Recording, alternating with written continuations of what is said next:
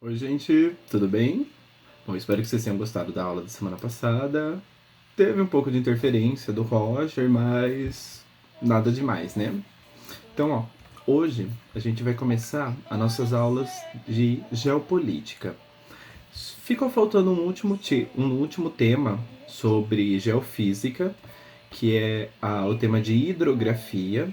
Eu vou procurar alguns links e vou mandar para vocês. Não é que eu não quero trabalhar ele, mas eu prefiro priorizar a parte de geopolítica e deixar a hidrografia, que é mais um tema de repetição e decoreba do que é as bacias hidrográficas e tudo mais, para vocês estudarem a parte. Qualquer dúvida a gente tira no plantão, tá? Então, a nossa parte de geopolítica hoje é a introdução ao século XX. Século XX, 1901 até 2000, tá? Quando a gente fala remédio à geopolítica, a gente tem que entender de onde surgiu esse termo. Ele surgiu dentro do século XX mesmo. Ele era usado para definir o campo de estudo dessas disputas, tanto de militar quanto política, dentro desses estados. E essas disputas sempre envolvia jogadas políticas, jogadas militares, a segurança nacional ou a soberania de um país, as suas fronteiras, que ou eram expandidas ou eram invadidas, e também o domínio de outros territórios, que aí já nos remete ao neocolonialismo. Vamos falar dele daqui a pouco, se vocês já não falaram, por exemplo, em história. 4 grandes fatos que ocorreram no século XX. Ai, tô parecendo um youtuber. 4 grandes fatos do século XX. Enfim, o primeiro dele, as guerras mundiais. A gente teve a Primeira e a Segunda Guerra Mundial. A gente tem o surgimento das bombas atômicas, inclusive de Hiroshima e Nagasaki, que são cidades do Japão que foram bombardeadas. A gente tem um desenvolvimento médico e científico gigantesco, tá? Principalmente com a descoberta da penicilina, de vacinas, com as campanhas de erradicação de algumas doenças. Então, isso tem um grande impacto, por exemplo, na sociedade. A partir do momento que eles começaram a utilizar, por exemplo, a penicilina, você para de perder pessoas para qualquer tipo de infecção.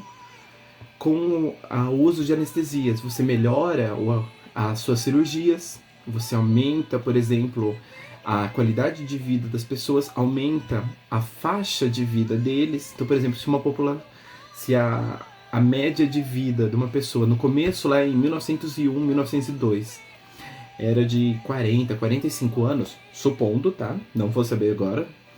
Com esses adventos, com esses remédios e vacinas, quando a gente chega em 2000, a estimativa de vida de uma pessoa é de quase 60 anos. Então você aumenta a vida das pessoas, tá? E também a gente tem a urbanização acelerada, que é esse crescimento, esse boom gigantesco de cidades imensas surgindo, os conglomerados, por exemplo, o Grande São Paulo, que vai se desenvolvendo, vai engolindo as suas cidades ao redor. Isso não aconteceu somente no Brasil, isso vai acontecer no mundo inteiro, principalmente, esquece o Brasil agora, principalmente nas potências, Estados Unidos, Europa, depois de um tempo o Japão, inclusive depois da Segunda Guerra Mundial, o Japão também surgiu como uma potência, tá? Porém, um dos fatos mais marcantes no início do século XX foi a Primeira Guerra Mundial. Antes da gente chegar na Primeira Guerra Mundial, a gente vai ter que falar sobre o imperialismo e como isso acabou levando à Primeira Guerra Mundial. Óbvio que eu não vou entrar em tantos detalhes, isso eu vou deixar para o pessoal de história, mas a gente vai dar uma pincelada para compreender o que vem a seguir. Então, com essa ideia de imperialismo, vem o que a gente vai chamar de neocolonialismo. Como assim neocolonialismo?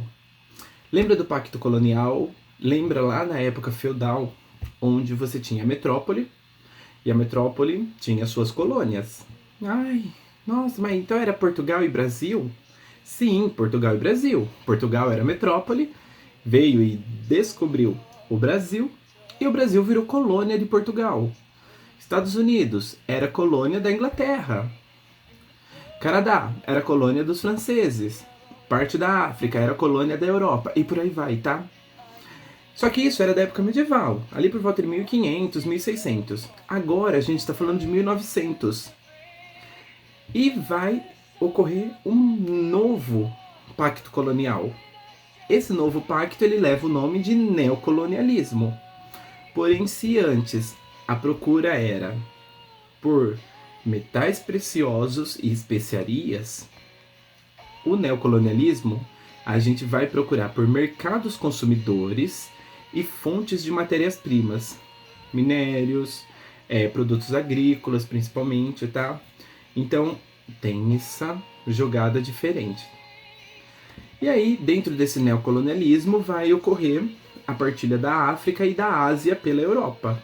Basicamente, a Europa pega uma pinha da África e chega e vou dividir, quero esse pedaço para mim, esse pedaço é para você, e um para mim, dois para você, e por aí vai. Então, aqui mesmo, se vocês olharem, tem um mapa de como era o continente africano em 1880 e depois como ele fica em 1913, tá? Qual que é a problemática desse tipo de divisão e inclusive a divisão geopolítica da África, ela ainda é um pouco similar ao que foi feito no neocolonialismo. É que se você perceber ali, você tem várias manchinhas de várias cores, que são os territórios dos grupos étnicos. Quando você faz o neocolonialismo, você cria esses espaços ou esses estados, esses países novos, com grupos étnicos no mesmo espaço. E já tá dando para imaginar, vocês já devem estar relembrando, por exemplo, do filme Hotel Ruanda, onde tem um conflito entre os Hudus e os Tutsis. São duas etnias africanas diferentes e eles foram jogados dentro do mesmo território. O que vai acontecer? Um grupo étnico assume o poder, ou é mais influente, e passa a sobrejugar o outro grupo étnico. Então você cria uma guerra civil dentro deles. Então, uma consequência do neocolonialismo foi esses conflitos étnicos. Nossa, mas então antes era o paraíso, não existia conflito étnico na África. Existia. Porém, como cada grupo tinha o seu território, não era uma coisa... Nossa, olha isso. Como cada grupo étnico tinha o seu território, não era tão acirrado esse conflito. A partir do momento que a Europa vai e faz essa merda, esses grupos étnicos que são obrigados a viver dentro do mesmo território, sobre as mesmas políticas, sobre o mesmo domínio, isso acirra toda a comunhão deles.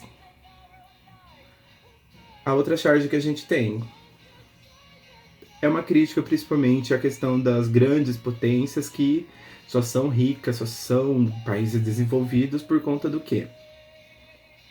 De algum lugar saiu essa riqueza, né? Portugal, que eu diga, com seus arabescos, seus afrescos de ouro, que foi tudo retirado do Brasil. Mas enfim.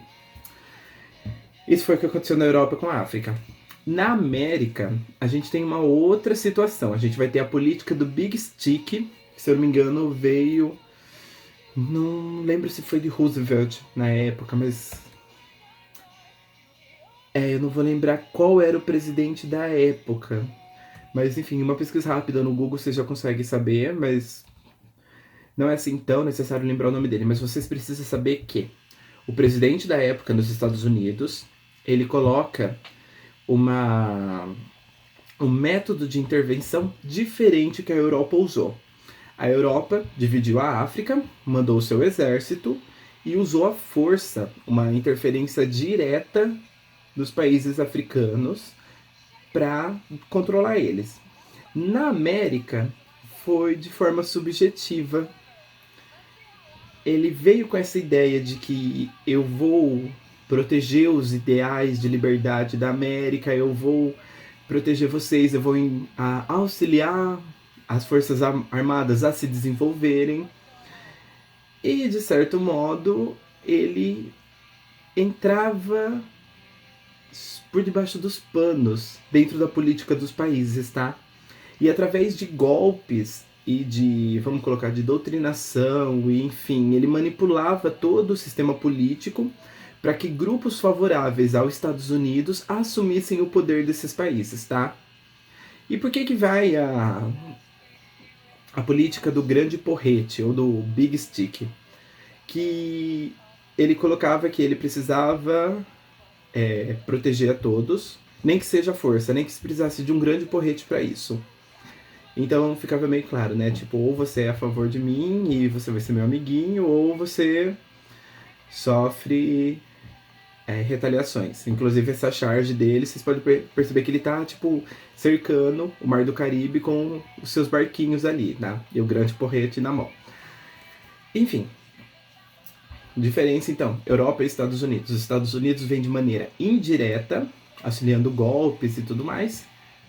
Europa, maneira direta, com o exército sobrejugando as nações. Onde vai entrar as outras questões que levam a gente para a Primeira Guerra Mundial. A Itália, a Alemanha e o Japão, eles entram um pouquinho mais tarde no neocolonialismo porque eles demoram mais para se industrializar.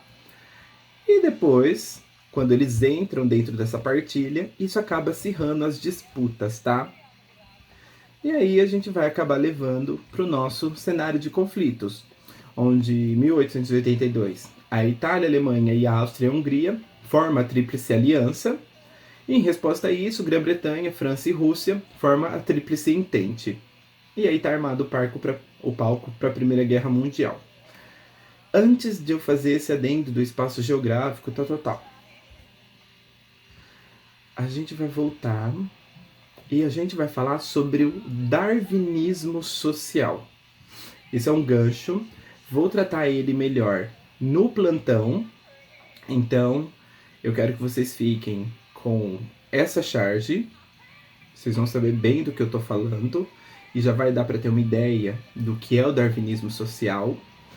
E em seguida vocês vão olhar para a carinha do Darwin, vocês vão perceber como ele está desapontado com isso, e vocês vão ler que ele não acredita que associaram o nome dele a essa bodega. Vou dar algumas luzes para vocês. Darwinismo remete à teoria da seleção natural. Beatriz já falou com vocês sobre, e obviamente ela ensinou muito bem, porque é a área de estudo dela, então acho que está todo mundo na ponta da língua. Mas se você não tiver muito lembrado, retorne para a aula delas, que eu garanto que vai ser enriquecedor. Mas enfim, teoria da evolução natural. O ser mais apto sobrevive e gera descendentes. Basicamente, o meio que ele tá vai ter alguma pressão, vai fazer alguma coisa que vai impedir o crescimento dele. E para ele sobreviver, ele tem que ser o mais forte, o mais rápido, enfim, o mais apto. O darwinismo, então, vai remeter a essa ideia de seleção natural, e essa palavrinha de social vai nos remeter à vida em sociedade. Então você já deve estar juntando uma coisa na outra, né? Seleção natural para viver dentro da sociedade. Então quer dizer que o mais apto cresce na sociedade, vive na sociedade. Apareçam no plantão e a gente conversa sobre, tá? Voltando então para o nosso cenário da Primeira Guerra Mundial. Não vou entrar em detalhes do que acontece, deixa para o pessoal de história. Porém, após a Primeira Guerra Mundial, a Europa está completamente arrasada. Morreu milhares de pessoas, aliás, milhares de homens. Os campos, onde ocorreu as guerras, as cidades, enfim, tudo devastado. As indústrias todas paralisadas. E aí, quem vai mandar as coisas para a Europa? Quem vai socorrer a Europa? Tio Sam, Estados Unidos. E aí, obviamente, os Estados Unidos desaponta como uma mega potência, porque além dele ter entrado e ficado do lado vencedor da Primeira Guerra Mundial, ela quase não ocorreu no território dele, então eles não tiveram tantos prejuízos. E aí, obviamente, ele consegue se enriquecer mais ainda, não só com os perdedores da guerra, mas até com os vencedores que ficaram arrasados. Aí a gente vai para sanções. Aí aqui já começa o nosso jogo político, ó. A primeira sanção que foi imposta à Alemanha vai vir do Tratado de Versalhes. Estados Unidos, como ganhador, não quis impor nada à Alemanha. Porém, Grã-Bretanha e França impuseram. Inclusive, aqui nesse Tratado de Versalhes vai ser um dos estopins que leva a gente para a Segunda Guerra Mundial também, para vocês verem como é uma bola de neve isso. Então o que vai rolar nisso? Esse Tratado de Versalhes é um tratado de paz que eles assinam com a rendição da Alemanha, e nele vem tudo que a Alemanha vai ser obrigada a fazer por ter perdido a guerra. Então, durante 10 anos, ela teve que pagar essas sanções, que é dinheiro, a esses outros países que venceram. Ela teve todos os investimentos e os bens internacionais confiscados. Ela teve que abrir a mão de todas as colônias, então ela saiu do neocolonialismo. Ela perdeu 1/7 do seu território. Ela teve a força militar completamente limitada. Então, sei lá, você pode ter o número X de pessoas, o número X de bomba, o número X de tanque. Se passar mais disso, a gente aparece e bota a ordem na casa. Basicamente era isso. E também, em alguns casos mais específicos, por exemplo, a mina de carvão de Sarre, que é uma região extremamente rica em minério, ela foi explorada durante 15 anos pelos franceses, tá? Então isso é para você ter ideia do tipo de sanção que a Alemanha sofreu. Aí, após a Primeira Guerra Mundial, visando proteger a paz internacional, surge a Liga das Nações. Parece até tipo a Liga da Justiça com o Super-Homem. Mentira, tem o Super Estados Unidos lá. Foi Estados Unidos que teve como pontapé inicial criar a Liga das Nações, tá? Porém, ao mesmo tempo que ele queria criar isso para proteger a paz e tudo mais, ele era o primeiro a ir contra a entrada de alguns membros nessa liga. Então, tipo assim, é o meu clube da paz, mas dependendo da pessoa, você não entra e não participa. Vocês vão perceber que os Estados Unidos nunca é o mocinho da história, tá? Ele se vende como mocinho. Tô aqui para provar o contrário. Trump, me processe. Enfim. Além disso, qual foi a outra transformação que a Teta Liga das Nações promoveu e o pós-Primeira Guerra Mundial vai ocorrer? Existe o Império Austro-Húngaro, tá aqui nesse mapinha. Ele é o Império Gigantesco, aí ele vai ser desmembrado, então ele é desfeito, e daí dele vai surgir Áustria, Hungria, Tchecoslováquia, Reino dos Sérvios, Croatas e os eslovenos, e depois vira a Iugoslávia, e também forma Estônia, Letônia, Lituânia e Finlândia. Esses quatro últimos, da Estônia, Letônia, Lituânia e Finlândia, eles vão ficar sobre o poder do Império Russo, tá?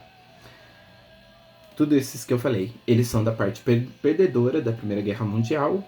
Então os primeiros ficam sobre o poder da França, da Inglaterra, Estados Unidos, influência deles. E esses 4 últimos vai ficar sob a influência da Rússia. Já tá dando para imaginar, a Rússia socialista, esses países vão virar socialistas também, tá? O Império Turco-Otomano também sofre sanções. Eles têm que renunciar todo o seu poder no Oriente Médio.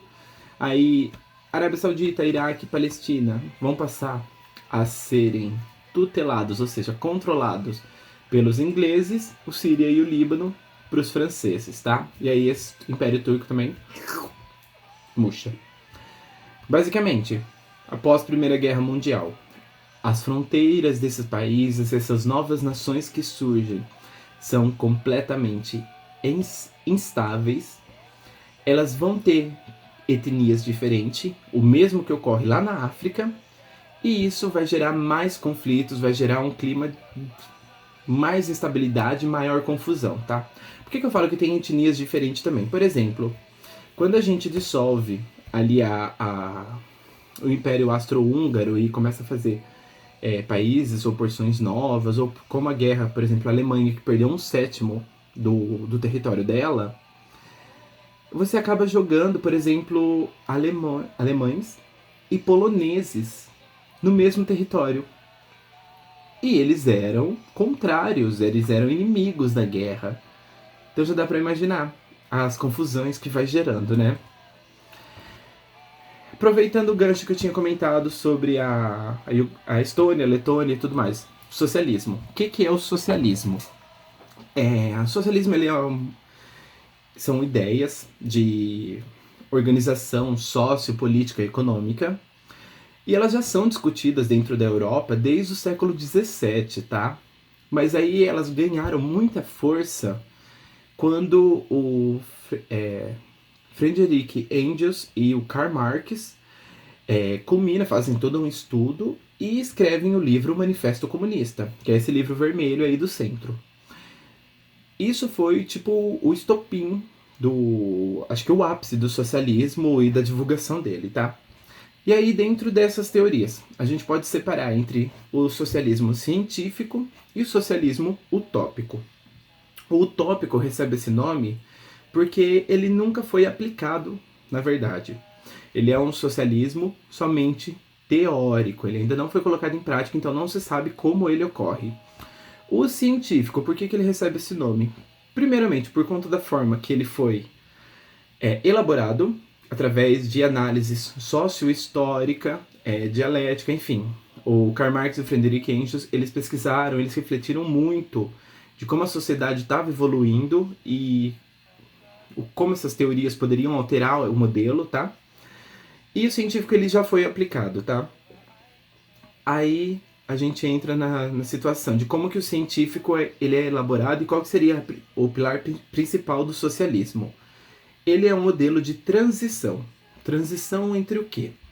Capitalismo e comunismo. O capitalismo é o sistema que a gente vive hoje, aquele sistema onde existe propriedade privada, você detém os meios de trabalho e, se você não detém, você vende a sua força de trabalho. O socialismo, o Estado iria deter os meios de produção, o Estado iria contratar você, o Estado iria controlar a produção e a distribuição de bens. E depois, tudo isso iria para o comunismo, onde você não iria precisar de um Estado regulando isso.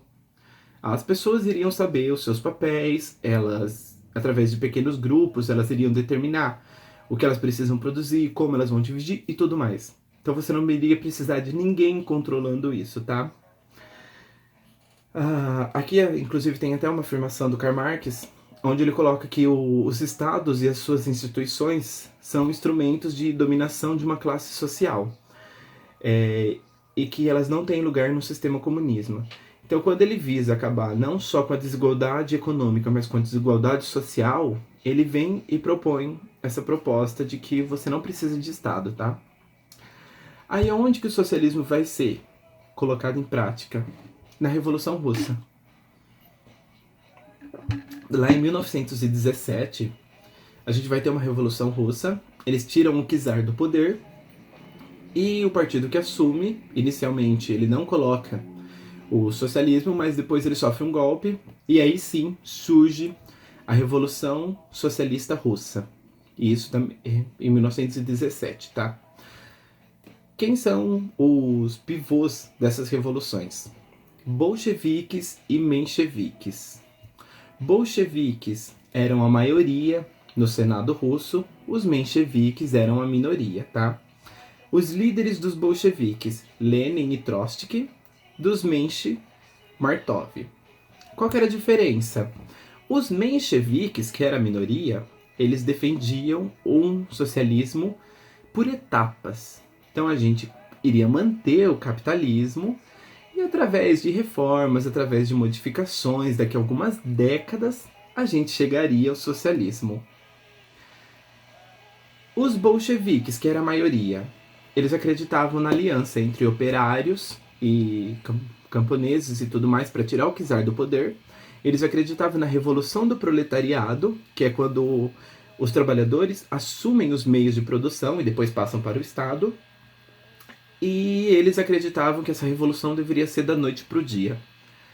Então você tem dois lados do mesmo partido, ou seja, duas nuances, os mencheviques e os bolcheviques do Partido Socialista Russo.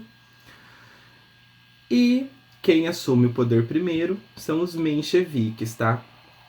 Através de um golpe, eles tiram o czar do poder, e aí eles assumem, porém eles não fazem as reformas, tá? Vamos ver esse quadro aqui. Então ali, 1905, começa a ter indícios dessa revolução. Os russos perdem a guerra, tem uma onda gigantesca de fome e miséria, começa a surgir as manifestações populares, aí tem aquele dia que ficou chamado de Domingo Sangrento, ou Sunday, Bloody Sunday. Inclusive tem uma música que fala sobre. E aí depois ela caiu no carnaval e acabaram com a música, mas enfim, pega a letra da música. Que foi um manifesto, era um manifesto pacífico, que eles foram, se eu não me engano, até numa basílica ou num parlamento russo. E o czar mandou passarem com as tropas em cima da população. E era uma manhã de inverno, de domingo. E aí acabou tendo esse nome, porque como tava nevando, tava tudo branco, e com as tropas de cavalaria passando por cima das pessoas, a neve ficou encharcada de sangue. Por isso o nome é Domingo Sangrento. Vale a pena vocês olharem, tá? Isso em 1905. Em 1917, culmina nessa derrubada do czar. Novamente, a gente tem a Primeira Guerra Mundial acabando, a fomes, as revoltas, as manifestações. Em fevereiro, acontece uma revolução burguesa, os mencheviques assumem o poder, acaba com o czar. Porém, como foi uma revolta causada pelos burgueses e os mencheviques acreditam naquela evolução parcial do capitalismo até chegar no socialismo, eles não iam mudar o sistema que estava até agora. E aí, o Lenin, que era um dos líderes dos bolcheviques,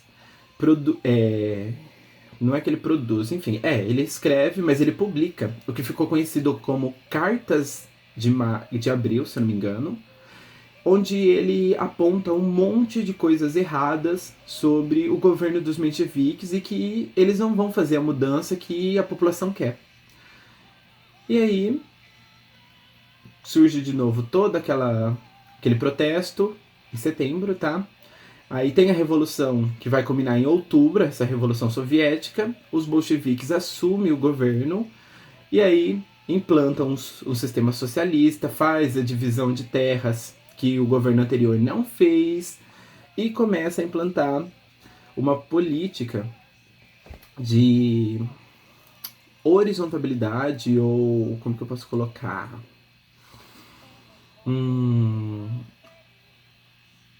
Seria uma economia planejada.